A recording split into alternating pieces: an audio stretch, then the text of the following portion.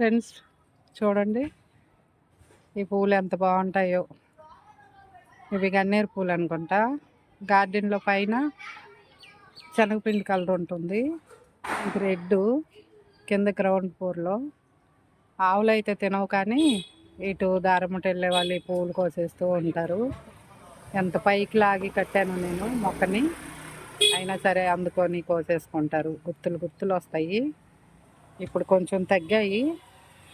ఇంకా మనం వారంలో 2 సార్లు 3 సార్లు, లేకపోతే ఇంకా 10 రోజులకి ఒకసారి అయినా, ఎప్పుడైనా సరే నేను కాసిన బియ్యం కడిగిన వాటరు, నాన్ వెజ్ కడిగినవి ఉంటే పక్కన పెట్టి సండే రోజు అలా కొద్ది కొద్దిగా పోస్తూ ఉంటాను. 4 మొక్కలు ఉన్నవి, 4టికి కొద్ది కొద్దిగా పోస్తూ ఉంటా.